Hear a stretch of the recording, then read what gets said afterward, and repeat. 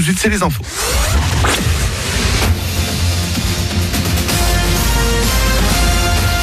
Toute l'actu sur Monaco-Menton avec Frédéric Plat. Bonjour, un peu moins bien le temps pour aujourd'hui selon Météo France qui nous annonce donc des passages nuageux dès ce matin, puis sans doute un peu de pluie cet après-midi. Avec ça, une baisse des températures, 18 au plus fort, on a 13 actuellement à Menton, 14 à Monaco. C'était la météo sur Énergie avec La Trégo, votre restaurant les pieds dans l'eau, Port de Plaisance, Cap d'Aille. C'est sans doute déjà décidé. Emmanuel Macron pourrait bien annoncer un couvre-feu ce soir pour les villes où le coronavirus circule le plus. Toujours aucune confirmation ce matin, mais dans l'entourage du président de la République, on est plutôt alarmiste depuis quelques jours sur la situation sanitaire du pays. Verdict donc juste avant 20h pour savoir ce qui nous attend. A priori, le milieu scolaire ne sera pas concerné par des éventuelles restrictions. La situation est sous contrôle dans les écoles, collèges et lycées, selon le ministre de l'Éducation hier. Et toujours concernant le coronavirus, les tests PCR s'enchaînent à Monaco notamment. Il s'en fait une centaine par jour, un bon millier par semaine. Et chez nos voisins niçois, les tests antigéniques vont être expérimentés à partir d'aujourd'hui. Il s'agit de tests de dépistage ultra rapides. Ils permettent d'obtenir un résultat en moins de 30 minutes.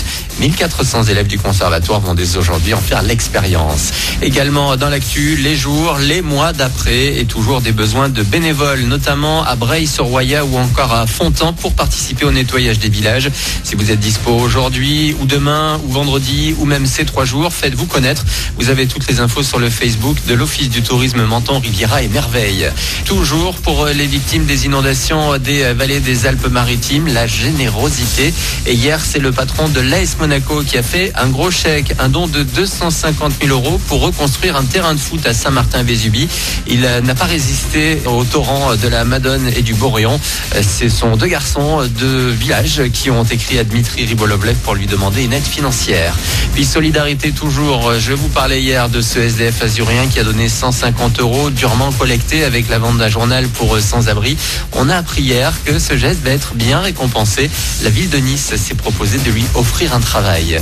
Un mot de la route avec des travaux aujourd'hui sur la RD 23 à Gorbio.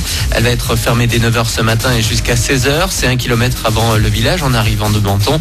Une déviation sera mise en place par Roquebrune-Cap-Martin. Ailleurs pour le moment, sur les routes azurennes, vous circulez sans difficulté particulière.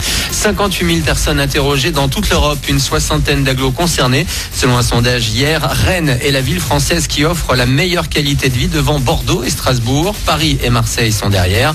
Transport, espace vert, culture, de nombreux critères sont pris en compte, comme la propreté également. La cité phocéenne est plombée par le sentiment d'insécurité. En tête au niveau continental, c'est Copenhague, la capitale du Danemark. En sport, un remake du foot ce soir, celui de la finale de la Coupe du Monde. Croatie-France, ça nous rappelle de bons souvenirs. Les Bleus se déplacent à Zagreb en Ligue des Nations dès 20h45 avec 7000 supporters en tribune. Les Français sont en tête de leur poule. En basket, après une victoire la semaine dernière face à des Lituaniens, les Monégasques vont affronter des Belges ce soir à nouveau à Gaston-Médecin. 3e journée Eurocup pour les Rouges et Blancs qui restent invaincus jusque-là. Roca Team Telenet Giants, c'est à partir de 19h. Mercredi, jour des sorties ciné, mais avant de vous en parler dans une demi-heure, coup de projecteur maintenant sur la nouvelle édition du Festival international du ciné fantastique de Menton. Une 4e édition qui va avoir lieu ce week-end au Casino Barrière. Une vingtaine de films sera projetés dans cet ancien lieu du cinéma. Et ce n'est pas un mince travail que de faire une sélection. Fabrice Seccherini, président du festival. Nous, cette année, on a reçu à peu près 2500 films. Oui, 2500 films qu'on a dû regarder pour la plupart. En tout cas, après, il y a des sélections qui se font sur d'autres critères. Mais bon, ça nous fait à peu près 10 films par jour à regarder. Donc, c'est ce qu'on a fait. Donc, les critères, déjà, il faut qu'ils soient sur notre thématique du fantastique. Ça, c'est la première des choses. Que techniquement, ils soient professionnels. Même si certains ont été faits par des étudiants en cinéma, mais qui ont un niveau professionnel sans problème. Puis, aussi, après c'est des critères plus personnels, c'est-à-dire l'histoire, c'est-à-dire le jeu des acteurs. Voilà, il faut que ce soit des films qui tiennent la route. Festival-film-fantastique.com pour plus d'infos. Bonne matinée.